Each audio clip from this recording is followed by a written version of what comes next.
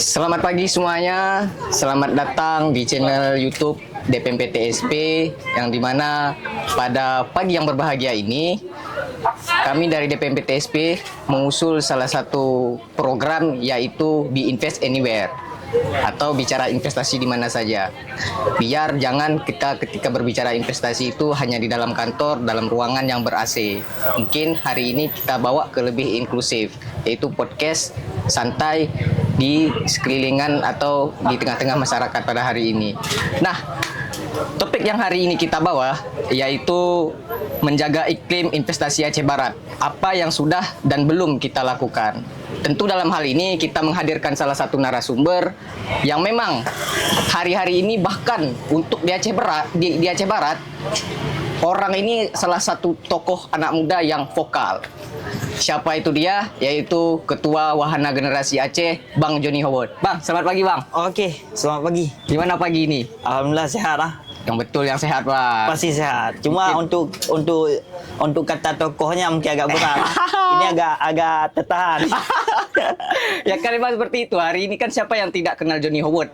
Kalau untuk Aceh Barat, anak muda yang vokal, yang menyuarakan isu-isu daerah itu sudah tidak bisa kita pungkiri lah. Nah Bang, sebelum kita masuk ke tema, saya ingin mengulik sedikit nih Bang. Apa sih yang ngebuat Abang itu, apalagi memang kan Abang selaku putra daerah asli Aceh Barat, ya kan? Membuat Abang itu vokal dalam menyuarakan isu-isu kedaerahan. Apa sih yang ngebuat Abang itu konsen terhadap itu Bang?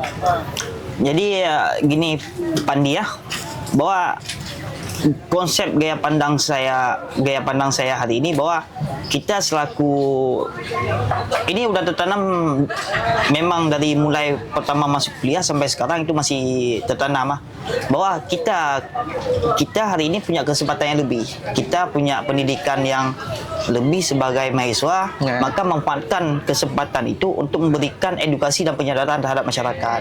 Sedangkan hari ini banyak masyarakat itu tidak bisa mengakses informasi yang lebih, sehingga dibutuhkan kawan-kawan mahasiswa itu sebagai pemikir. Makanya di saat memang kawan-kawan mahasiswa hari ini mungkin kurang di saat aktif untuk memberikan edukasi ke masyarakat, vokal untuk isu-isu daerah, maka siapa lagi yang akan vokal terhadap hal itu? Maka dengan adanya kawan-kawan saya, kita harapkan ini menjadi garda terdepan dalam mengedukasi masyarakat terhadap persoalan-persoalan daerah, dan termasuk garda terdepan dalam perjuangan mengadvokasikan persoalan-persoalan yang terjadi di daerah. Menarik Bang. Kita mengulik lebih dalam lagi Bang. Kapan Abang mulai sadar untuk menyuarakan vokal di Aceh Barat ini Bang? Kapan? Dimulai tahun berapa Bang? Kalau tahun itu sekitar tahun 2021. Jadi itu yang lalu berarti. Itu pertamanya kan saya jadi wakil Sombep, Solidaritas Mahasiswa Bela Pendidikan. Jadi di sana banyak agenda-agenda yang kita lakukan, bahkan kita turun ke Lancong, kita perbaiki sistem pendidikan di sana. Bahkan ada beberapa guru yang emang diasingkan waktu itu, banyak guru-guru yang emang diasingkan. Guru-guru dari kota dikirimkan ke pelosok, entah dengan persoalan yang bagaimana kita kan kurang tahu. Tapi itu alhamdulillah berhasil kita lakukan. Jadi saat dari itu kita emang mulai mengangkat isu-isu lingkungan, mulai mengangkat isu-isu lainnya. Bahkan ada beberapa isu yang baru-baru ini kan sempat viral juga yang kita angkat.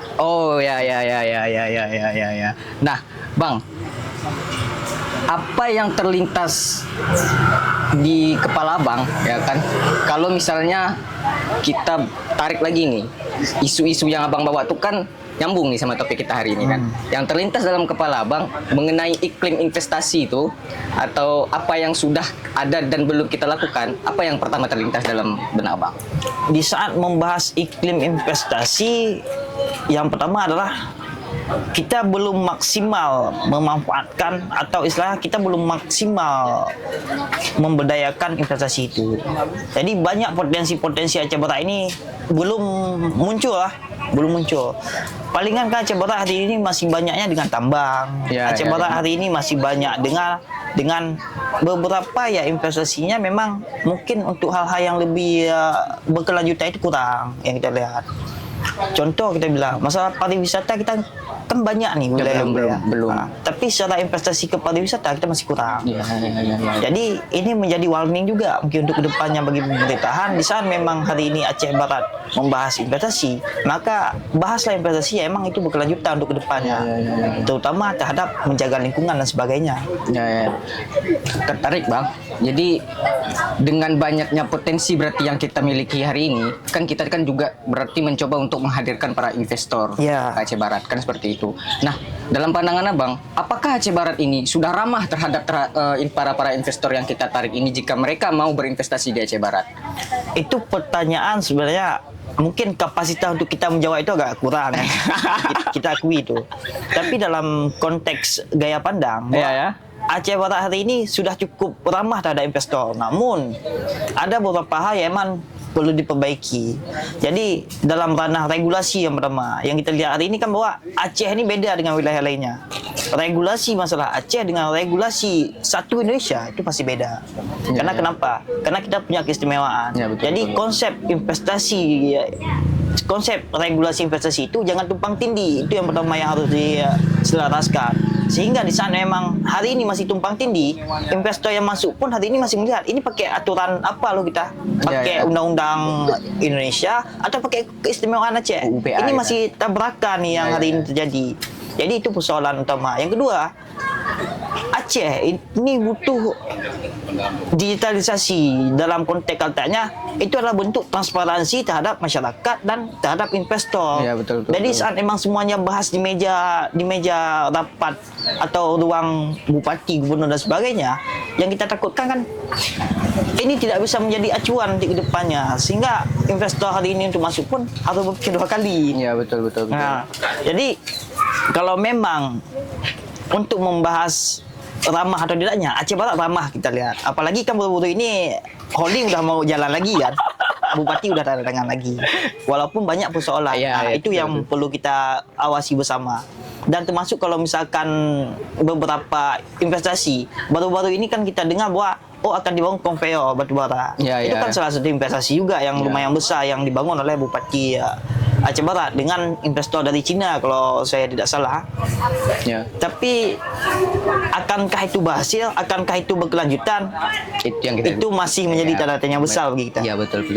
Karena kan kalau kita berbicara sektor potensi yang paling besar hari ini kan mau tidak mau yang paling menonjol itu kan batu bara, Ya. kan kayak gitu kan, dengan keistimewaan juga yang dimiliki Aceh Barat. Ya. Nah, menarik yang Mbak sampaikan.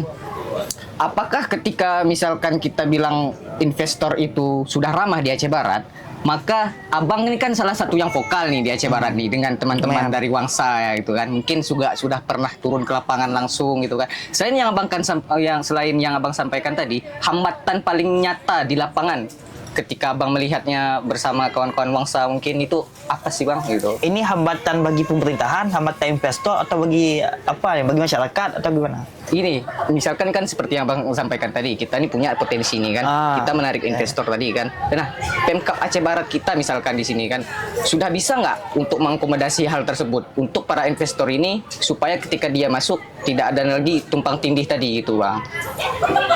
Upaya itu kan sudah dilakukan. Kalau misalkan yang kita pantau ya, upaya pemerintahan itu sudah dilakukan. Walaupun mungkin tumpang tindih itu pasti akan ada selama regulasinya belum maksimal. Jadi ini kan pemerintahan Aceh lagi menggarap bahwa UPA itu harus direvisi kembali ya kan? Revisi. Jadi saat memang itu belum selesai, maka tumpang tindih itu masih akan ada. Maka tugas kita selaku generasi Aceh, ya kita membantu pemerintah hari ini untuk mendesak bahwa evaluasi itu emang udah urgensi hari ini.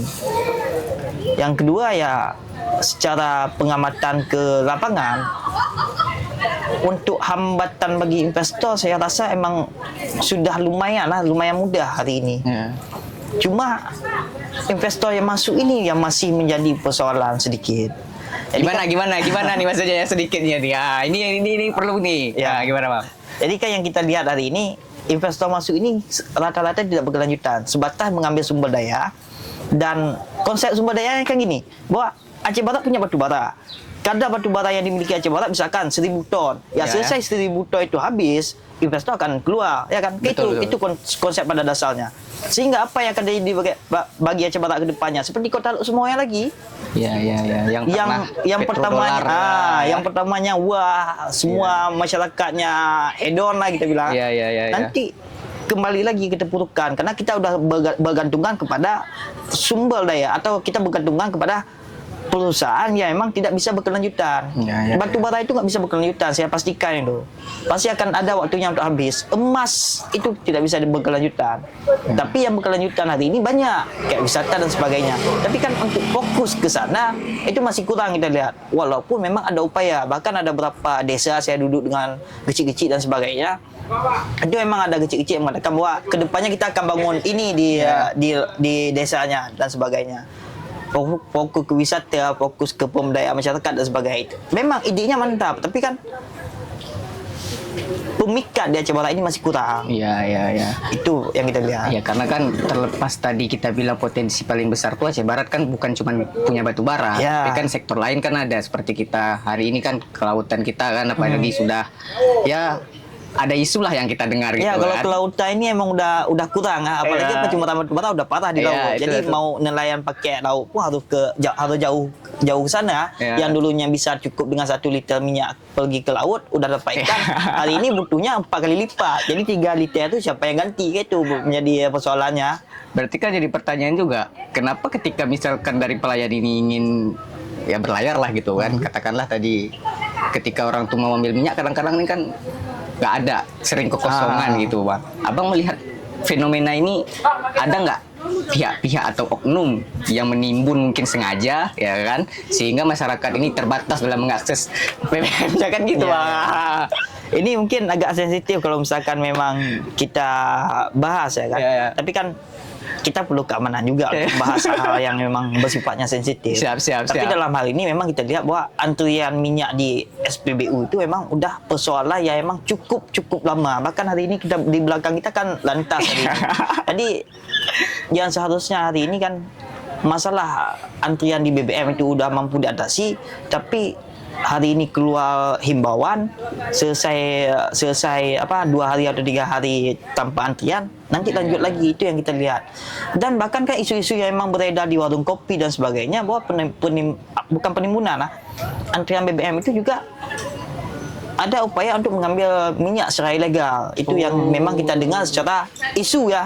Kita belum bisa membuktikan hal ini. Untuk minyak dibawa ke mana ya itu kita kurang tahu. Tapi pada dasarnya dengan penyampaian dari dari DPRA kemarin kita melihat bahwa banyak loh beko-beko ilegal di wilayah Aceh Barat, di wilayah Aceh tepatnya. Ya, berpotensi mungkin minyak itu dibawa ke sana. Itu yang memang kita lihat hari ini. Sehingga membahas investasi ya kita inginkan yang berkelanjutan seperti yang saya katakan tadi, termasuk masalah masalah yang ilegal. Coba pemerintah lebih fokus lebih memprioritaskan hal ini. Itulah karena kan kenapa saya singgung tadi di kelautan Bang, karena juga kita ada dengar isu nih kan. Isu ini juga sudah lama sebetulnya tahun 2022, tapi kita belum tahu kelanjutannya bagaimana.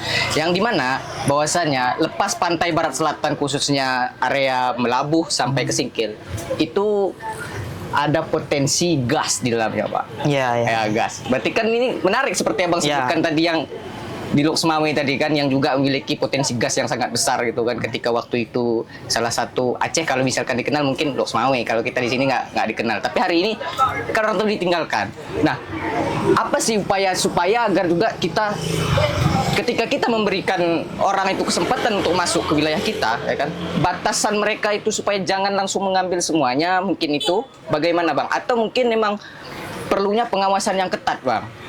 Jangan sampai nanti ketika orang tuh datang ke sini ya kan mengambil pulang, tempat di sekitar situ belum dibersihkan, masyarakat yang menjadi imbasnya. Ya, apalagi nanti masyarakat juga mungkin mata pencahariannya ada di lingkungan sekitar kegiatan itu tersebut. Nah, itu memang agak kompleks ya kalau memang kita bahas. Yang pertama, untuk membatasi investor itu memang tidak memungkinkan. Contohnya gini, saya pelaku usaha, Pandi sebagai pemerintahan. Saya ingin berinvestasi di tanah Pandi, di wilayah Pandi, namun banyak batasan yang diberikan kepada saya. Contohnya, kalau misalkan mau ambil sumber daya setengah aja diambil, ya mungkin saya nggak akan mau. Kalau misalkan emang boleh, ya udah kita ambil semuanya. Itu poinnya sebagai investor, ya kan? Iya. Tapi kalau misalkan memang kita membahas masalah keberlanjutan lokasi itu, bisa jika misalkan memang regulasinya tepat. Jangan umpamanya dengan beberapa kasus yang sebelumnya kita lihat hari ini kan, selesai ini kan ke darat, selesai dikerok itu tidak reklamasi lagi. Nah, itu yang menjadi persoalan. Tapi kalau misalkan memang bisa dijaga dan bisa dipastikan, kan itu semuanya tertuang dalam AMDAL nantinya. Ya. Jadi kan bagaimana pemerintah hari ini dia tegas dan solusinya itu udah dibahas dari awal. Jangan sampai nanti pas investor udah masuk, udah jalan semuanya baru bahas, baru kejar. Oke, itu menjadi persoalan juga. Ya. Dan juga ya hari ini kita lihat Aceh Barat apakah sudah siap? Itu poinnya. Iya. Anak muda Aceh Barat hari ini apakah sudah siap untuk menerima? Oh, ini ada perusahaan gas dari luar masuk ke Aceh Barat, membuka lapangan pekerjaan 1.000 orang yang harusnya bisa masuk anak Aceh Barat 700 orang. Tapi apakah udah ada anak Aceh Barat itu? Itu menjadi persoalannya. SDM-nya sudah ada atau belum gitu ya? Jadi pemerintah yang harus difokuskan hari ini, jika memang potensi itu ada, maka siapkan SDM Aceh Barat. Jadi betul. saat memang perusahaan yang udah buka, rekrutmen tenaga kerja, SDM dari anak-anak muda lokal ini bisa masuk ke sana, karena udah duluan disiapkan, baik itu pelatihan, baik itu kursus dan sebagainya. Jadi setidaknya anak Aceh ini tidak buta masalah persoalan gas. Hari ini kan kalau misalkan emang kita cari siapa yang emang bisa kita berikan sebagai yang jabatannya mungkin lumayan lah, jangankan ke gas, ke batu bara. Siapa ada anak Aceh Barat yang emang jabatannya posisinya lumayan tinggi? Iya. Karena kan kalau kita berbicara juga anak Aceh Barat yang berada di perusahaan, kita tidak ingin maaf cakap gitu kan, atau mau kasarnya jangan di level inilah. Kalau bisa dia harus jadi kepala teknis kayak kira-kira. Kalau bisa emang dia harusnya anak Aceh Barat menjadi manajer kan, seperti itu yang kita maukan. Nah, maka langkah upaya itu juga yang menjadi mungkin ke depan bagaimana agar pemerintah kita juga melaksanakan SDM tadi itu. Karena kan kalau tanpa SDM walaupun ada potensi besar, mau bilang apa kita kan, seperti itu Bang kan. Nah, menarik Bang yang Abang sampaikan Bang. Saya melihat juga ketika kita berbicara investasi ini Bang, saya kayak gimana ya, perspektif kadang-kadang ada kurangnya koordinasi Bang. Apalagi kalau kita berbicara nanti sudah ada masuk politik-politiknya gitu kan. Politik anggarannya kan, apalagi regulasi yang tumpang tindih sehingga berdampaknya itu ke masyarakat. Nah, apakah pemerintah daerah sudah cukup memberikan kepastian, transparansi kepada investor ini Bang? Atau masih banyak ruang gelap yang bikin investor ragu? Contoh misalkan, kalau investor ini kan dia tuh kalau tidak salah saya itu mempunyai 3 poin. Yang pertama kepastian, ya kan, keberlanjutan, dan saya lupa. Kurang lebih ada 3. Yang penting, yang jelas 2 tadi itu kalau misalkan tidak ada investor itu kan ragu untuk masuknya Bang. Nah, Abang melihat hal ini, ya kan, seberapa transparansi juga sudah antara pemerintah ini kepada investor, biar jangan nanti ketika investor masuk malah ditipu gitu Bang. Nah, bagaimana Bang? Ini sama juga dengan beberapa persoalan yang kita kaji. Memang banyak, bahkan Bupati Tarmizi itu pernah sampaikan ini ya, di waktu dia di PRA, waktu dia menjadi pertama kali menjadi bupati atau berapa bulan lah setelah menjadi bupati, entah 3 bulan lah, itu dia sampaikan pesannya gini, bahwa jangan Aceh Barat ini cuma menjadi tempat untuk menipu investor. Dengan poin konteks gaya penyampaiannya kan saya kurang ini ya. Tapi poin di sana bahwa jangan cuma menjual apa. Itu pernah disampaikan oleh bupati. Dalam arti yang kata bahwa memang secara transparansi dia pun mengakui hari ini bahwa kurang. Itu yang pertama. Bahkan investor hari ini masih berpotensi ditipu. Itu udah kenyataan. Cuma dalam hal ini upaya yang paling mudahnya adalah kontrol dari pemerintah, karena Ihsan memang pelaku usaha lokal, mungkin pelaku usaha lokal, dia pasti akan berupaya mencari investor yang lebih untuk membawa masuk ke lokasi entah UP dia yang dia miliki kan. Dan di saat investor masuk ya dia menjadi lintah darat kepada investor itu, yang ujung-ujungnya berefeknya ke apa? Ke citra pemerintahan, ke wilayah dan sebagainya. Itu mungkin yang menjadi persoalan ya kan. Tapi dalam satu kondisi, selama pemerintahan ini transparannya tinggi, digitalisasinya bisa ditanam, saya rasa ini bisa diatasi. Jadi tidak ada upaya-upaya yang memang tidak bisa dikontrol. Selama itu digitalisasi semua ya semua bisa dikontrol hari ini. Tapi hari ini kan persoalannya kadang-kadang dealnya di atas meja tanpa ada saksi dan sebagainya. Bahkan untuk publikasi ke publik aja kurang. Tapi betul Bang, menarik Bang. Setelah pasca pelantikan ya kalau tidak salah saya dari kan 3 atau 4 bulan itu kan Bupati Tarmizi kita ya kan juga mengultimatum kepada para investor yang sudah masuk ke Aceh Barat, jangan dong ditipu-tipu masyarakatnya ya kan. Udah diambil lahan masyarakatnya, habis itu sama masyarakatnya nggak ada. Apalagi misalkan kalau kita berbicara pajaknya pun nggak masuk ke daerah. Kan hari ini kan juga menjadi persoalan agar supaya investor ini ketika dia masuk jangan menipu lagi, dan juga penting juga memang bahwasannya Pemkab ini kolaborasi seharusnya ya kan, jangan sampai ada miskomunikasi. Nah Bang, kita lanjut lagi nih Bang. Kalau kita berbicara langkah positif ya kan, nggak kurang afdol rasanya kalau misalkan ya terlepas ada sisi negatifnya mungkin terhadap iklim investasi ini. Tentu kita kan juga berbicara ada positifnya gitu Pak. Nah, kebijakan atau program apa sih yang menurut Abang sesuai jalur untuk memperbaiki iklim investasi kita ini Bang? Untuk memperbaiki memperbaiki iklim investasi kita, misalkan kayak yang sudah datang tadi kan gitu, bagaimana sih Bang agar jangan ya lagi-lagi udah diambil habis itu get on. Pada dasarnya jelas bahwa yang makin kita sorot hari ini kan masalah koordinasi antar dinas. Di saat memang koordinasi antar dinas itu berjalan secara baik tanpa ada ego sektoral, ini akan mempermudah bagi investor. Yang kedua, yang beberapa kali udah sebelumnya saya katakan bahwa digitalisasi itu sangat-sangat penting hari ini. Yang ketiga, pengawasan. Nah, jadi ini yang memang paling penting ya. Pemerintah terkadang udah tegas mengeluarkan secara media bahwa hari ini kita memberikan SP3 bagi perusahaan A. Karena kenapa? Karena tidak mematuhi berbagai regulasi yang sudah dikeluarkan oleh pemerintahan. Bahkan hari ini ada beberapa perusahaan yang tercatat itu pernah dikeluarkan SP3. Dan secara aturan SP3 itu ada jangkanya. Itu bahkan tertuang dalam undang-undang bahwa SP3 ada jangkanya.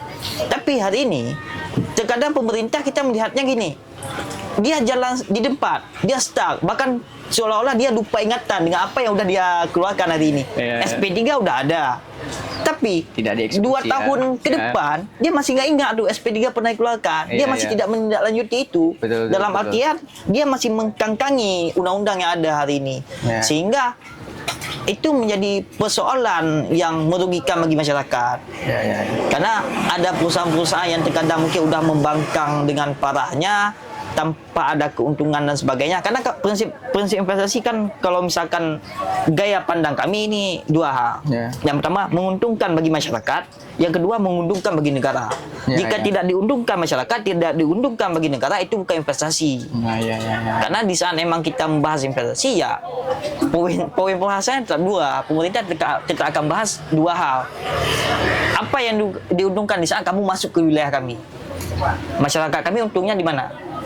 Daerah kami untungnya di mana? Itu 2 poin yang menjadi sangat krusial untuk dibahas oleh pemerintahan. Jadi saat memang 2 itu tidak dapatkan ya rasa investasi itu kurang. Itu bukan investasi itu, tapi itu penjajahan. Di saat 2 hal itu tidak dapatkan. Jadi di saat memang dua hal ini didapatkan, wajar mendapatkan SP dan sebagainya dari SP1, pemerintahan. SP2, SP3 gitu Ya. ya kan. Kalau udah SP3 tuh kalau emang tidak menguntungkan tutup aja kan gitu. Ngapain harus lama-lama di sini ya kan? Ya ada rusak alam kami gitu Ya, kan. lebih tepatnya seperti itu. Ya. Tinggal hari ini pengawasan itu. Terkadang dinas-dinas teknis itu selesai mengeluarkan seperti yang saya katakan tadi, dia tidak menindaklanjuti. Iya, iya. Dengan alasan ya kita kurang tahu. Entah memang karena dia lupa, entah saya rasa kalau lupa itu susah ya kan. Apalagi banyak kawan-kawan yang emang mengontrol untuk memberikan peringatan bahwa Ya. Pak, ini loh udah lupa. Ya, Ini ya. ada SP3 Ya, 2 ya. tahun yang lalu, tolong ditindaklanjuti. Ya, betul, Jadi betul. saya rasa untuk lupa itu hal yang memang tidak bisa dipakai dalam dunia pemerintahan. Tapi dalam hal ini banyak kejadiannya. Itulah yang kita takutkan tadi. Kalau udah hal-hal kayak gini udah masuk politik, saya rasa ya indikasinya tuh nggak jauh-jauh dari sana lah bang. Nah, gitu itu ya. yang kita takutkan. Jadi saat memang pemerintahan tidak mampu mengawasi apa yang udah dia ucapkan, Iya, tidak iya. berkomitmen, maka gagalnya di sana. Yang dirugikan siapa ya? Masyarakat yang dirugikan. Iya. Nah, Bang, selain tadi ada sektor pertambangan itu kan kelautan, potensi yang ada dimiliki Aceh Barat hari ini yang mungkin ke depan nilai investasinya besar lah gitu, Bang. Apa sih kalau dari kacamata Bang? Ya. Selain daripada pertambangan dan Ya. kelautan tadi itu, Bang. Itu cocok. Jadi kan kalau misalkan dari kita lihat hari ini, pariwisata dan ekonomi kreatif itu sangat penting. Iya. Aceh Barat butuh itu hari ini. Iya. Dan saya pernah duduk dengan Haji Dekwali Devi, Abi Devi ya. Di sana Abi Devi membahas tentang wisata. Iya. Aceh Barat punya lokasi yang sangat bagus untuk menjadi tempat ngecamp dan sebagainya. Oh, iya, Itu wilayah Pantai Cermen dan sebagainya ke atas sana. Iya. Jadi saat emang potensi itu bisa dibuat di Aceh Barat, ini menjadi satu hal yang emang patut kita banggakan. Ya. Salah satu contohnya gini, bahkan dalam poin yang kita ceritakan waktu itu, yang diceritakan oleh Abi Devi, Ya. itu sampai membahas bahwa kita akan adakan nanti mobil-mobil sana. Jadi yang datang ke sana, lokasi parkirnya udah jelas, mau ke lokasi camping dan sebagainya, itu pakai mobil sana. Ya. Jadi kan sistem bisnisnya jalan, sistem pendapatan daerahnya bisa meningkat ya kan. Yang kedua, sampai dibentuk regulasi bahkan untuk yang buang sampah, dia misalkan bawa 10 kue atau misalkan dia bawa satu bungkus rokok. Iya. Dalam satu bungkus rokok kan 16 batang Iya, misalkan. iya. Jadi saat memang dia bawa pulang 16 batang itu harus ada. Kalau misalkan tidak ada nanti denda. Denda, Ah, ya. itu sampai ke sana di manajemen kan ini bagus ya lihat. Bahkan potensinya kan wisata. Iya, wisata. Aceh masih kurang wisata. Betul.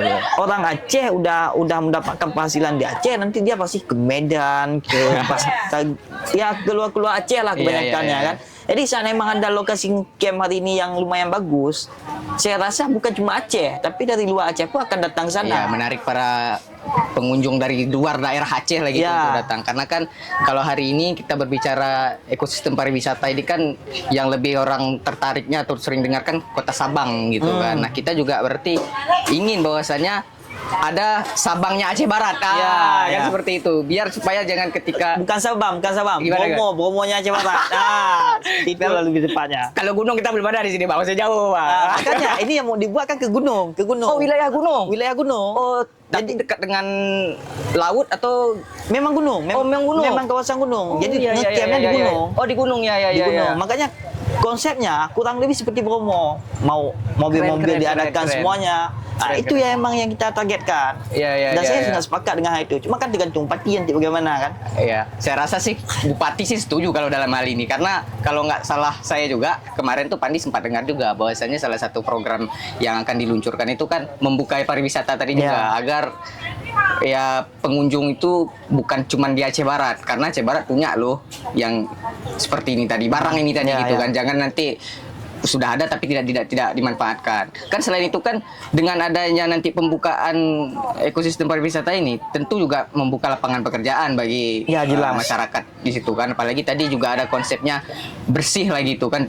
Kita bawa barang yang kita bawa harus kita bawa pulang lagi. Ya. Iya kan, dan itu kan clear saya rasa seperti itu. Semoga aja ya Pak Bupati, ini keren nih Pak Bupati. Kalau memang ekosistem pariwisata ini kita buka, ya kan, ini salah satu nilai tambah yang akan meningkatkan PAD kita juga lah gitu Pak. Semoga ini dieksekusi dengan baik Pak. Nanti kalau misalkan Bapak perlu ide bagaimana ya mungkin bisa juga dihubungi Bisa. Johnny Howard gitu kan untuk nanti mengkonsepkan sama-sama gitu juga. Nah, oke Bang, menarik Bang. Selain itu Bang, saya pengen nanya juga ke menurut Bang nih. PR paling besar Aceh Barat Bang, yang sampai hari ini belum tersentuh tapi sangat penting untuk kita perbaiki Bang. Ya, Ya, itu apa Bang? reformasi birokrasi itu pasti. Level tata kelolanya Bang ya. Jadi terkadang kita melihat gini konsepnya, bahwa dalam satu dinas, dalam satu tubuh nih ya, dalam satu keluarga, itu terkadang kabit dengan kadesnya itu bertabrakan sehingga menurunkan semangat kerja yang hari ini. Jadi apa? Pelayanan kepada masyarakat itu kurang. Karena kenapa? Ada konflik dalam suatu dinas dan sebagainya. Itu yang memang bupati harus melihat secara lebih luas ya, bahwa bupati hari ini harus mampu menciptakan iklim di Aceh Barat ini bisa berkesinambungan semuanya. Jadi jangan ada ego, jangan ada perpecahan dalam satu instansi dan sebagainya. Tujuannya apa? Di saat emang itu sudah terwujud, maka layanan pun akan meningkat. Karena kan itu sistem ekonomi ya kan. Masalah semangat kerja ya kan. Jadi saat emang masalah SDM lah. Jadi saat emang semangat kerja itu meningkat, ya layanannya akan meningkat. Tapi di saat emang layanan semangat kerjanya kurang, entah itu karena faktor konflik dan sebagainya, layanan yang didapatkan oleh masyarakat pun itu akan kurang. Tapi saya salut dengan adanya ini ya, MPP ya. Ini pelayanan publik Bang. Nah, kebetulan baru kita buka kemarin Bang gitu kan. Ini langsung MPP ini langsung di bawah DPMPTSP ini Bang. Oh, langsung di bawah DPMPTSP. Ya, makanya karena kan menarik tadi jika kita berbicara untuk regulasi atau perizinan, hari ini tuh Dinas Penanaman Modal dan Pelayanan Satu Pintu itu sudah ada yang namanya tuh program kayak mobil gitu kan, nanti datang ke apa namanya tempat kopi atau bagaimana, langsung surat perizinan itu bisa diakses di situ. Layanan seperti digital tadi. Jadi juga bagi masyarakat Aceh Barat yang ke depan ingin misalkan mengurus surat izin usahanya, apalagi itu berbicara kita usaha UMKM, maka cepat-cepatlah daftarkan UMKM Anda kalian untuk supaya perizinannya itu sudah ada, dan tentunya ketika kalian juga sudah mempunyai perizinan ini juga akan mudah ke depannya. Seperti contohnya nanti ada binaan mungkin seperti itu, atau mungkin nanti ada dari pelaku usaha UMKM ini yang mungkin terkendala dalam budgeting, mungkin nanti bisa dibantu bagaimana caranya, nanti bisa berkomunikasi dengan tim dari DPMPTSP itu sendiri. Nah, oke Bang, memang host itu emang jago promosi ya. Nggak promosi Bang, emang seperti itu Bang, karena DPMPTSP ini juga salah satu dinas yang hari ini kalau kita berbicara ekosistem pariwisata tadi, kawan yang tepat untuk diajak diskusi. Seperti itu. Dan juga tim DPMPTSP ini kan melek dia terhadap investasi di Aceh Barat. Saya rasa mungkin tim DPMPTSP ini mempunyai langkah-langkah strategis juga ke depannya dalam menghadirkan para investor gitu.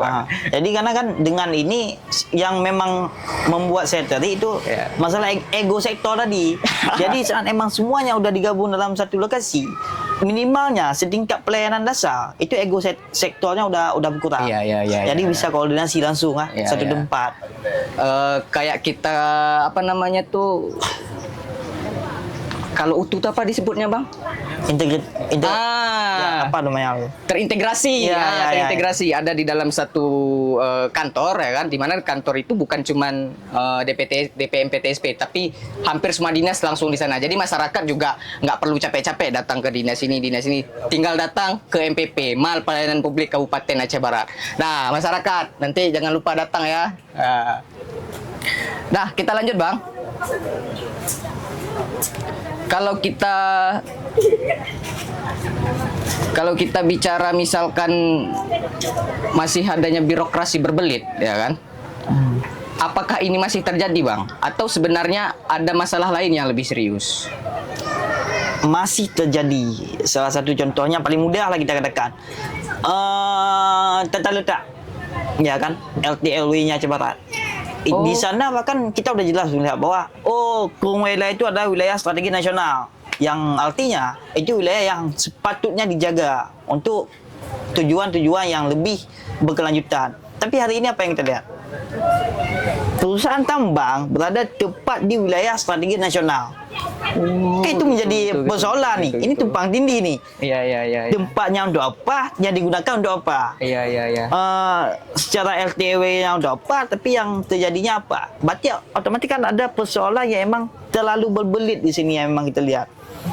Apakah kurang koordinasi? Apakah kurang apa ya? Seperti kita katakan tadi yang bisa menjawab ini semuanya kan pemerintahan. Iya, iya. Tapi yang jelasnya seharusnya tadi kalau secara undang-undang kawasan strategis nasional itu seharusnya tidak bisa disentuh atau bagaimana sih maksud Itu Bang harus tadi? dijaga. Oh, harus dijaga, harus memang kita harus jaga. dijaga. Oh, Kurang iya, iya, lebih iya, kan iya. hampir-hampir mirip lah dengan hutan lindung dan sebagainya. Oh, iya, iya. Berarti banyak orang yang menggantungkan hidup di sekitaran yang ini tadi berarti sehingga Oh ya jelas. sehingga mungkin makanya kawasan ini tuh jangan diganggu gitu karena banyak yang hidup dari sana, entah mungkin tadi dia mandi di sana kan gitu kan. Biasanya kan kawasan strategis nasional ini kan lebih ke daerah aliran sungai kan seperti Ya. itu biasanya. Jadi bahkan tempat yang emang kita ketahui hari ini kan masyarakat banyak yang memang mencari nafkah ke sana, baik mencari ikan dan sebagainya. Iya, iya, iya, Bahkan air dari sungai juga dialirkan untuk apa ke rumah, itu banyak juga yang kita lihat. Dan kita cerita sedikit lah. Iya, iya. Waktu saya masih SMP, karena kan saya orang Malay. Iya, iya, Jadi iya. kan di saat memang saya ke Wela, itu terkadang-kadang saya bersama kawan-kawan itu memang belajar berenangnya di sungai itu.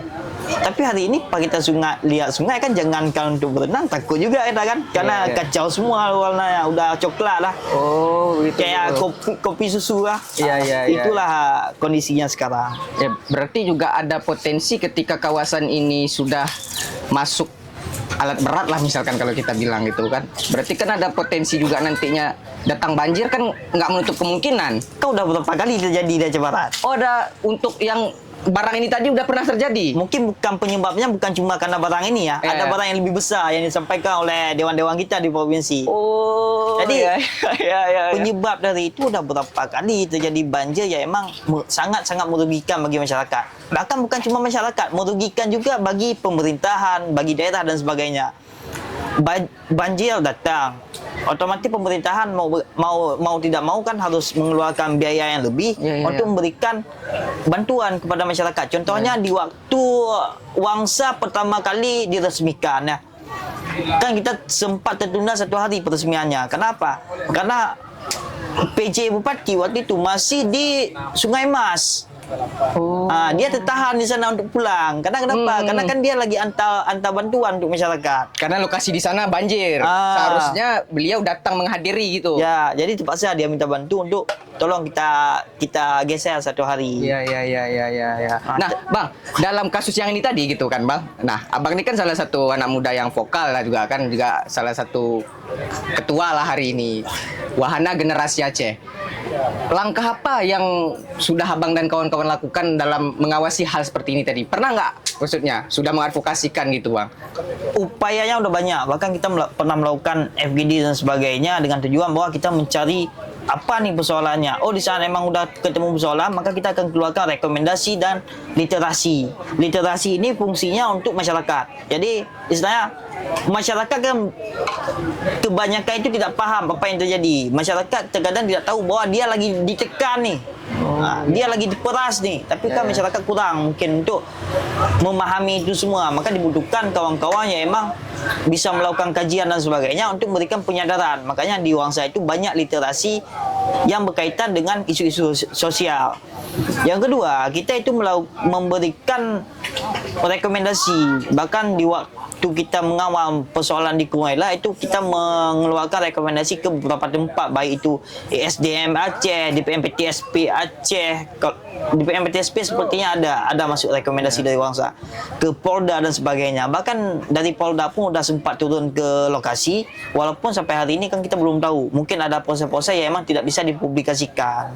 Ya, menarik, Bang. Berarti kan hari ini dengan adanya kehadiran Lembaga Wahana Generasi Aceh ini secara tidak langsung memberikan pengawasan terhadap baik itu kebijakan yang terjadi di hari ini. Nah, Bang, kepo juga nih sedikit nih, Bang, ya kan? Ada nggak gimana caranya sih kalau misalkan dari anak muda Aceh Barat ini pengen masuk atau gabung gitu ke Lembaga Wahana Generasi Aceh tadi itu? Ada nggak, Bang? Oh itu memang mudah ya kita lihat lah. Di saat memang Wangsa emang buka sekolah cakrawalanya, itu emang kita buka secara terbuka. Bahkan di IG Wangsa kawan-kawan bisa pantau, bisa lihat semuanya di sana. Itu emang ada jadwal khusus yang kita buka. Kalau misalkan memang pada dasarnya kan kita bentuk 1 tahun 2 kali dengan kuotanya yang terbatas. Dan untuk dalam jangka waktu yang singkat ini, mungkin kedepannya entah 1 minggu atau 2 minggu depan kita akan buka juga, karena kan ada beberapa urgensi yang memang harus kita kawal bersama sehingga patut untuk kita buka. Ya, ya. Yang tergabung ke dalam, jika misalkan tadi yang mau gabung ini harus ada titel tertentu nggak? Misalkan kayak yang hanya bisa bergabung mahasiswa, atau secara dibuka terumum-umum gitu, baik itu nanti dia mahasiswa mungkin gitu kan. Kalau memang wadah itu menarik dan meningkatkan daya kritis dia, kenapa tidak? Kan nggak ada menjadi permasalahan hari ini. Nah, itulah umum gitu. Atau memang ada titel tertentu, Bang? Itu emang umum, karena kan tujuan dari Wangsa ini adalah menggalang kepekaan generasi muda. Jadi yang dalam konteks generasi muda itu baik mulai dari SMA ya. Kita usahakan fokusnya kalau misalkan memang bisa itu 17 tahun ke atas. Nah, karena kan kritis itu ya butuh kematangan yang cukup. Jangan sampai nanti disalahpahami ya dan disalahgunakan. Jadi ya memang kita buka hari ini memang secara umum. Bahkan banyak kawan-kawan dari santri itu ikut bergabung, dari pemuda ikut bergabung, dari mahasiswa yang paling banyak. Oh ya, berarti yang dalamnya ini bukan cuma mahasiswa, santri juga ada berarti, Bang, ya? Oh, berarti terbuka untuk umum lah intinya, siapa yang mau bergabung. Di tanggal berapa tadi, Bang? 1 atau 2 minggu ke depan? Ya. Oh kita belum bisa pastikan tanggalnya. Ya, berarti ini menarik kawan-kawan. Bagi misalkan anak-anak muda yang mungkin hari ini punya kepekaan terhadap isu daerah, yang mungkin belum mempunyai satu wadah, hari ini di Aceh Barat ada hadir Wahana Generasi Aceh. Ke depan atau 1 atau 2 minggu ke depan bakalan ada pembukaan kader lah atau sekolah gitu, Bang, ya. Pantau aja di IG-nya apa, Bang? Wahana Generasi Aceh. IG Wahana Generasi Aceh. Nah, baik, Bang, kita kembali lagi ke topik, Bang. Berbicara iklim investasi ini tadi, Bang, kan? Hari ini kalau misalkan turunannya dari UUPA gitu kan, itu kan ada yang mengatur masalah izin. Salah satu izin, habis itu yang diambil itu harus 60-40 ya kalau tidak salah saya kan hari ini kan. Jangan nanti misalkan dari pusat nih datang nih ke sini mengambil, habis itu budgeting yang dihasilkan hasil investasi di sini tadi dibawanya itu langsung ke pusat ke sana, sehingga tidak meninggalkan apa-apa lagi ke daerah. Hal ini kan juga perlu kita awasi gitu juga. Nah, apakah hal ini terjadi, Bang, ketidaksinkronan antara kebijakan pusat dan daerah ini, Bang, dan menghambat iklim investasi itu sendiri gitu, Bang? Ya.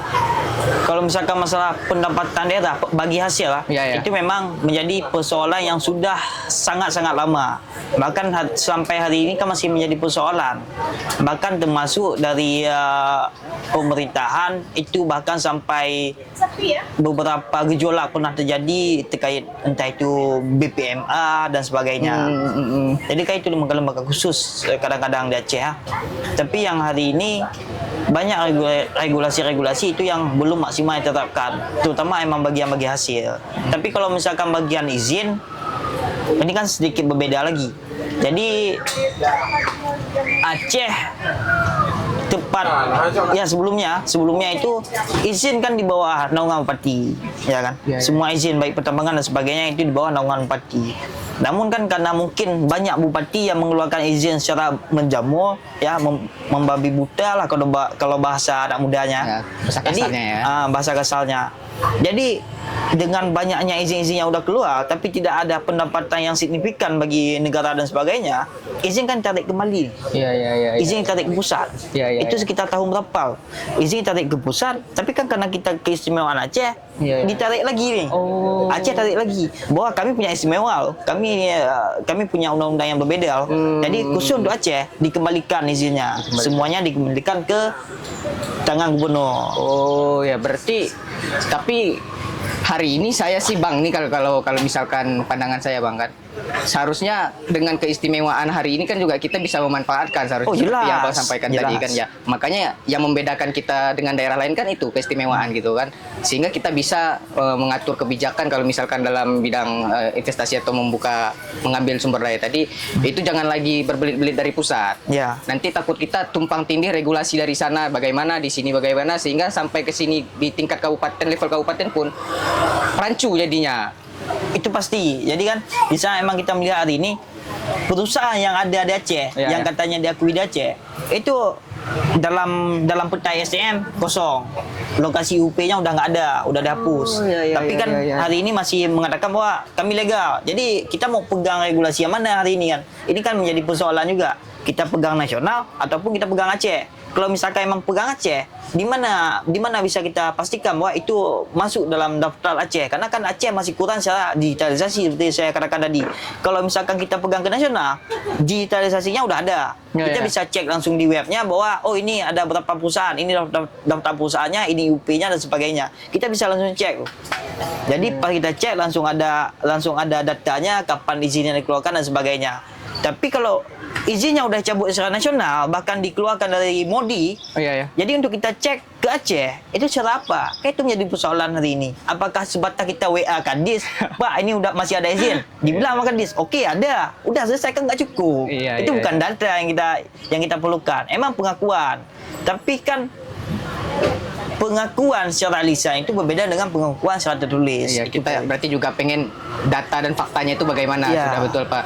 Nah, berarti juga kita harap di bawah kepemimpinan Pak Gubernur Muzakir Manaf agar butir MOU Helsinki ini juga salah satunya tadi termasuk itu ya kebijakan dalam mengatur regulasi ini agar jangan lagi berbelit-belit nanti supaya juga para investor itu ketika dia hadir ya kan jangan nanti mau pakai regulasi yang mana di Aceh sudah oke nanti di level nasional belum sehingga nanti mengeluarkan lagi budgeting yang seharusnya tidak perlu dikeluarkan kan seperti itu Pak. Dan juga ini sedikit Pandia, kita juga ingin menyampaikan kepada pihak nasional bahwa jangan membahas bahwa Aceh selalu bahas apa isu Helsinki, isu MOU dan sebagainya. Ya, ya. Kita bukan banyak membahas isu-isu yang sama, tapi kita menuntut hal yang emang udah dijanjikan. Jadi istilahnya kamu memberikan janji kepada satu orang ya, kamu tepati, jangan istilahnya diingkari. Kayak itu Ya, ya, poinnya. ya. Jadi hari ini yang dituntut oleh Aceh adalah haknya, bukan hari ini ingin membahas itu selalu. Ya, Kita juga ya, ya. bosan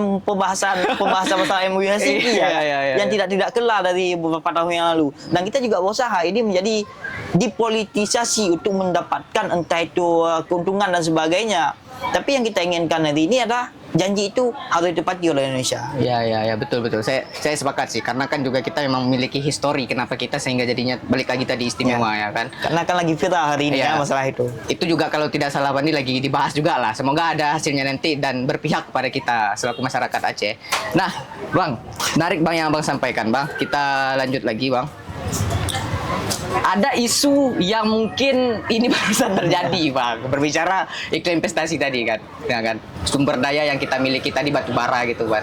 Tapi kan hari ini gitu kan, ini kita bukan memojokkan, tapi kita juga pengen solusi gitu kan. Ini sudah kedua kalinya terjadi pemadaman listrik blackout.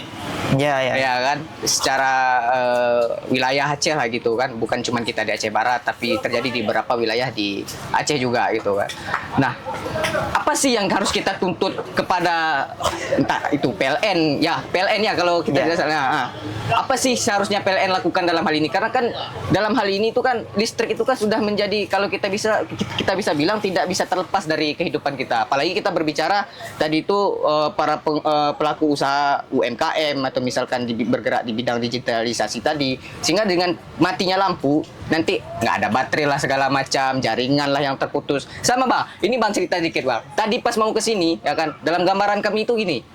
Dalam gambaran saya, ini gimana nih ya? Pergi saya ke Car Free Day atau enggak nih? Karena polisi belum mandi Bang, air udah nggak ada, udah habis.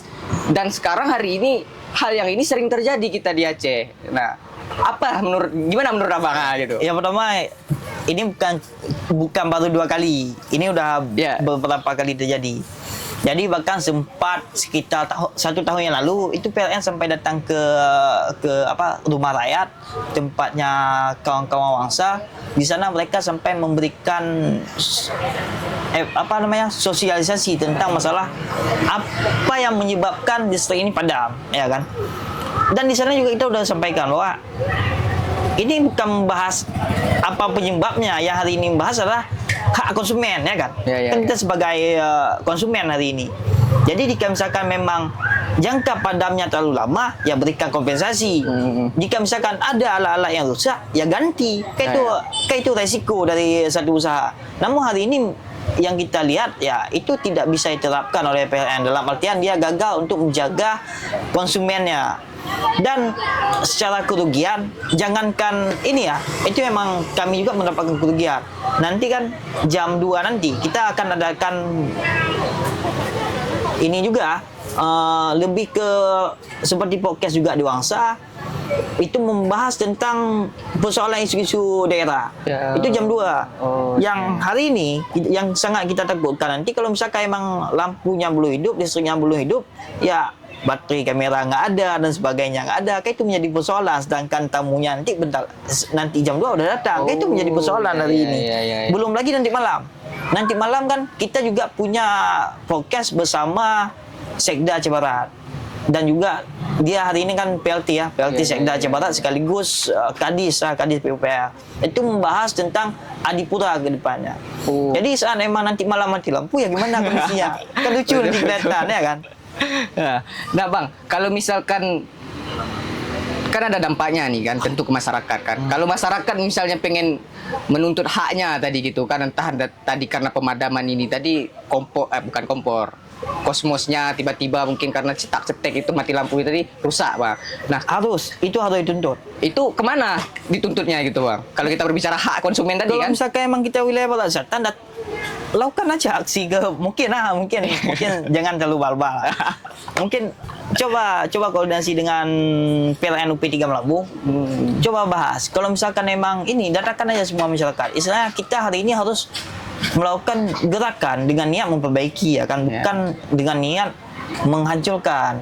Jadi saat emang ada kondisi yang emang kita udah coba menyuarakan tapi mungkin kurang didengar, ya lakukan dengan cara yang mungkin lebih bisa didengar ke depannya. Dalam hal ini kan yang kita lihat hari ini agak lucu memang. Aceh Barat Naga Raya itu adalah sumber dari sumber daya untuk menghidupkan listrik itu. Contoh kita bilang batu bara dihasilkan oleh Aceh Barat. Ya kan? Nah, batu bara dihasilkan oleh Aceh Barat. Pembangkit listriknya cuma 200 meter dari tempat penghasil batu bara hari ini. Itu ya kan. Hari ini kan ada beberapa isu, mungkin masih isu ya. Saya belum juga update terhadap hal itu. Tapi katanya ada terjadi kerusakan di PLTU 34. Tapi belum tahu. Naga Raya. Tapi saya belum maksimal untuk mendapatkan informasi ini. Jika benar itu terjadi di PLTU 34, maka bagaimana dengan PLTU 12? Sebelum adanya PLTU 34, listrik Aceh Barat ama-ama aja kok dengan satu PLTU. Tapi hari ini tambah satu PLTU swasta, ada 2 PLTU. 2 PLTU hari ini sebatas untuk wilayah Aceh aja tidak mampu hari ini. Okey, karena ini kan tidak bisa khusus untuk wilayah Aceh, harus semuanya merata dan sebagainya. Kita pahami tu. Tapi ada wilayah-wilayah yang disebut itu sebagai lokasi utamanya. Lokasi utama ya nggak boleh lah padam. Kan lucu jadinya. Jangan kita sebagai potensi yang kita ada tadi, malah tempat kita sendiri yang mati ketika kayak gini kan. Betul. Bahkan ada beberapa isu yang kemarin di saat mati lampu yang pertama, kan dari atas kelihatan tuh. Masuk ke wilayah provinsi Aceh, gelap semuanya. Kan lucu jadinya. Kalau orang datang ke Aceh, misalkan kalau lewat dari Barat Selatan masuk ke Sebu Salam atau misalkan ke Aceh Selatan, gelap terus lampunya ya. Sampai sini mungkin mati gitu kan. Nah, Ri, masih hidup atau masih mati sih? Sudah hidup atau sudah ini lampunya? Kira-kira. Masih mati. Mak. Manajer, tolonglah manajer ya kan, karena dengan matinya lampu ini banyak berarti pendapatan masyarakat hari ini kalau kita berbicara produk mungkin yang dilahirkan tadi dengan matinya lampu kurang berarti menghasilkan untuk hari ini kan. Semoga juga kepada manajer PLN segera melakukan berbenah gitu kan, harus ada warning sign-nya sehingga nanti jangan hal ini dianggap normalisasi gitu kan. Jangan ketika nanti masyarakat yang enggak datang mana bayar ketika misalkan hak masyarakat sendiri tidak terpenuhi kan, tidak Ya, apple to apple memberikan kan, seperti itu alasan. kan, ya berikan alasan. Nah, berarti Bang. Nah, selanjutnya Bang, tadi Abang sempat sebut itu Sekret Wahana Generasi Aceh kantor dan program tadi itu kan. Kalau untuk sekretnya sendiri di mana, Bang? Kita lebih fokusnya kan hari ini lokasi itu udah kita jadikan sebagai rumah raya. Rumah raya itu tempat kawan-kawan pemuda, generasi muda itu mengembangkan skill, belajar dan sebagainya. Itu wadah umum yang kita bentuk. Dan kalau untuk lokasi sekretariatnya tepat di lokasi rumah raya. Kita cuma ambil beberapa ruang untuk khusus untuk wahana generasi Aceh. Yang lainnya itu emang udah menjadi lokasi umum. Jadi mulai di sana ada perpustakaan, ada aula yang bisa dipakai oleh kawan-kawan, itu gratis kita sediakan semuanya. Iya. Berarti siapapun boleh kah? Termasuk ada gubuk sejarah. Gubuk sejarah itu kan hari ini banyak yang kita pajang itu yang berkaitan dengan refleksi. Dan kedepannya juga kita akan berikan di sana lokasi untuk ini, untuk UMKM. Apalagi tepatnya kayak ini banyak juga UMKM yang Pelatihan UMKM. bukan pelatihan, tapi lebih ke produk UMKM bisa dipajang secara gratis sebagai tempat promosi. Oh iya, berarti di sisi yang misalkan aktif dalam menyuarakan advokasi, di sisi lain berarti memang Wangsa sendiri ini juga mempunyai program ya dalam meningkatkan misalkan mengajak para anak muda gitu kan untuk meningkatkan skillnya tadi, baik itu tadi menjadi pelaku UMKM gitu tadi lah kurang lebihnya. Alamatnya di mana, Bang? Itu di Langung, Jalan Perjuangan. Memang pas di samping Dinas Pangan. Aktif ini 1 kali 24 jam. 24 jam. Pintunya nggak pernah tutup, bahkan udah kita cepot pintunya. Oh, seperti itu. Jadi emang langsung dibuka 24 jam bisa masuk bebas. Kawan-kawan sana pasti aktif sampai pagi ya. Ini kan rumah rakyat tadi kan Bang Mas sebutkan. Kalau misalkan nanti ada dari kawan-kawan nih yang misalkan mau datang ke sana, ada yang harus dibawa atau enggak? Oh, enggak. Itu bebas.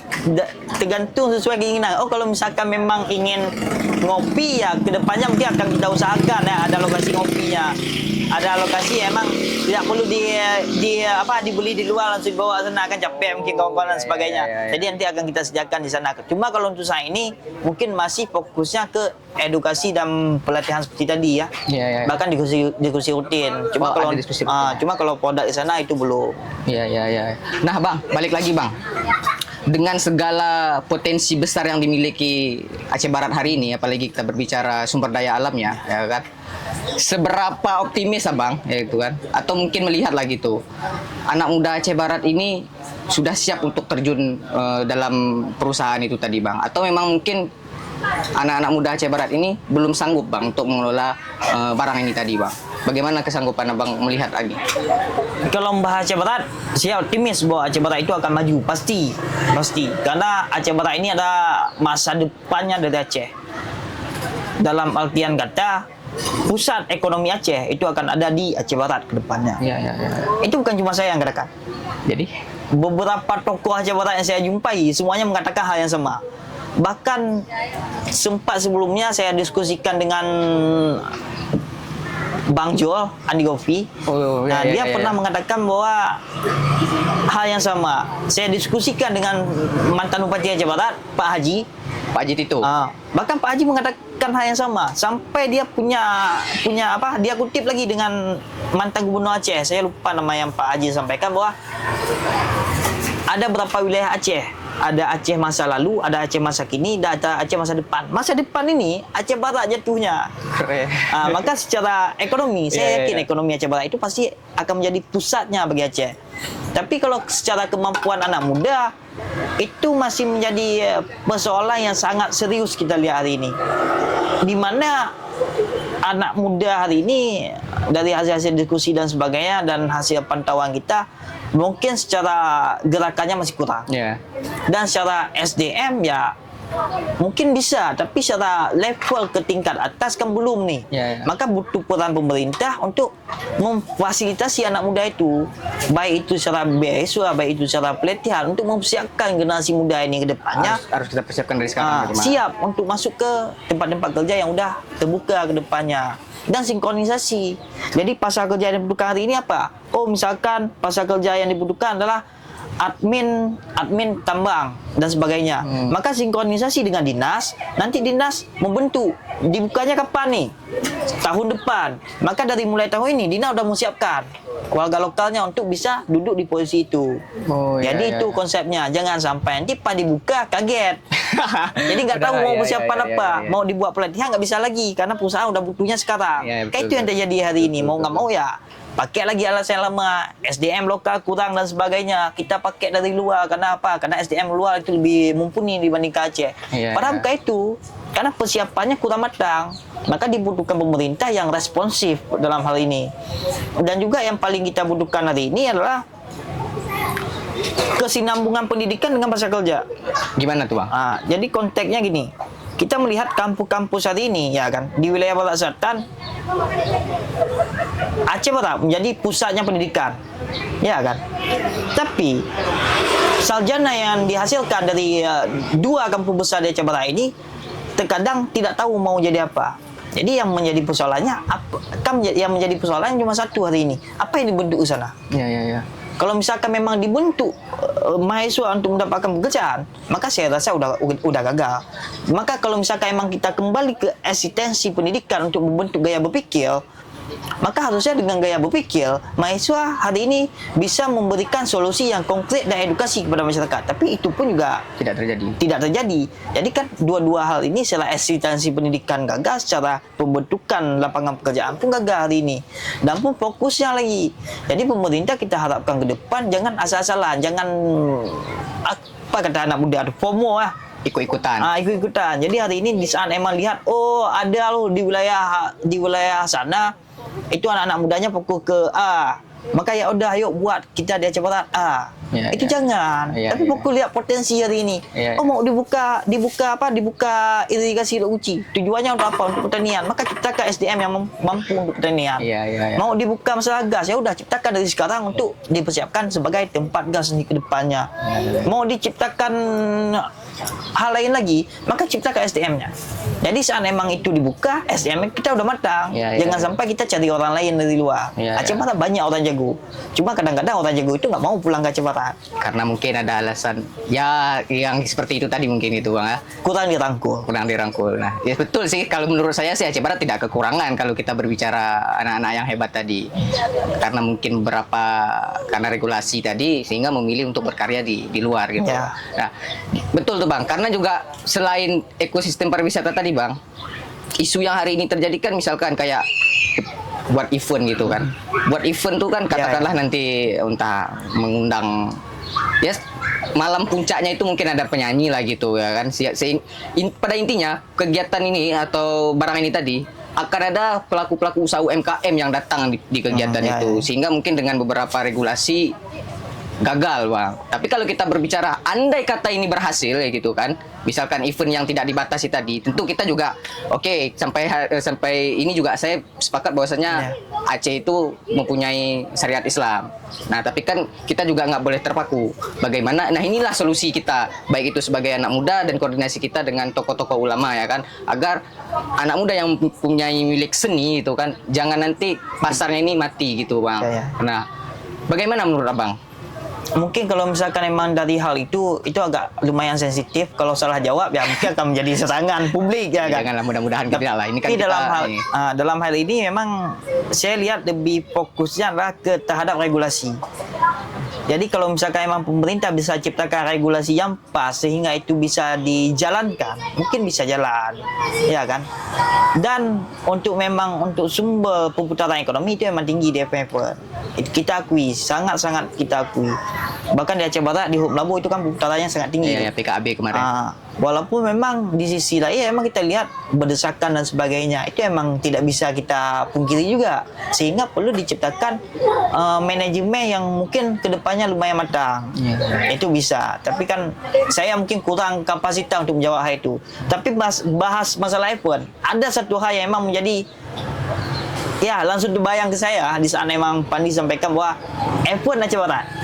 Yang saya lihat hari ini, banyak pelaku usaha di Aceh Barat, entah AO atau sebagainya, itu udah lumayan kuat, udah lumayan cukup untuk menciptakan iPhone di Aceh Barat. Tapi kenapa tidak dipakai orang lokal? Oh iya, iya. Itu iya, menjadi iya. persoalan nanti ke depannya. Ya. Karena hari ini kita fokus melihat bahwa ada perusahaan tambang nih, pakainya kebanyakan orang luar. Anak Aceh Barat cuma mungkin 30 atau 40%. Tapi kejadian itu juga di pemerintahan hal yang sama. Di pemerintahan juga pakainya kebanyakan orang luar. Jadi kepalanya tetap keluar semua diambil. Bukan orang Sama kita juga di sini seperti ya. perusahaan-perusahaan. Ya. Kepala-kepalanya itu bagian luar semuanya. Ya, Yang ya. Aceh Barat nantinya jadi apa? Jadi satpam, penjaga parkir dan sebagainya. Ya. Kan ke sana jatuhnya. Ya, Dan itu sangat memprihatinkan yang kita lihat. Jadi setidaknya anak muda Aceh Barat ini mampu loh. Dan kawan-kawan Aceh Barat, pelaku usaha dan sebagainya itu mampu. Tinggal hari ini diberikan peluang yang sama dengan orang lain.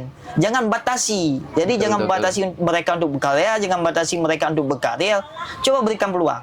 Ya. Saya pastikan banyak anak-anak Aceh Barat yang akan menjadi bibit unggul ke depannya. Oh, kalau misalkan emang di Banda Aceh mungkin ada satu grup yang besar, mungkin Aceh Barat akan lahir ke depannya. Ya. Karena ini menjadi wilayah ekonomi terbesar ke depannya. Ya. Maka ciptakan dari sekarang. Betul. Berikan peluang bagi anak muda, berikan mereka kesempatan. Ya, Itu ya. yang paling penting. Ya, mudah-mudahan ya dalam kasus yang seperti ini tadi, nanti kedepannya ada regulasi yang bisa menjamin lah agar event ini terlaksana. Juga tetap kita tidak bisa lupa bahwasanya kita mempunyai khususan tadi itu, yaitu syariat Islam tadi. Ya. Nah bang, nggak terasa nih bang, karena saking enaknya ngobrol tadi gitu kan, tadi dari tim udah sampai 1 jam nih gitu kan. Maaf nih. Nah bang, sebagai penutup bang, kalau bisa bang gambarkan gitu kan dalam satu kalimat, Aceh Barat ini ke depan bagaimana? Hebat. Hebatnya itu seperti apa gitu? Aceh Barat akan menjadi satu-satunya wilayah yang paling berpotensi ke depannya, baik itu secara ekonomi, baik itu secara wisata dan sebagainya. Karena kenapa? Aceh Barat hari ini udah mendapatkan orang hebat untuk menduduki dan memimpinnya. Tinggal hari ini orang hebat itu mau nggak menciptakan orang-orang hebat lainnya. Kecuali kalau misalkan emang dia mungkin fokus menghebatkan diri tapi tidak mau melahirkan generasi-generasi yang hebat, maka Aceh Barat akan menjadi gagal. Tapi saya yakin dengan potensi hari ini, dengan gaya hari ini, bahkan tanpa membedakan bulu yang saya lihat hari ini tanpa membedakan bulu di Aceh Barat, beda dengan beberapa wilayah lainnya. Bahkankah hari ini termasuk Bupati saya lihat kena serang dengan timnya yang lama. Kenapa? Karena tidak pilih kasih dan sebagainya. Maka itu yang menjadi kehebatannya Aceh Barat.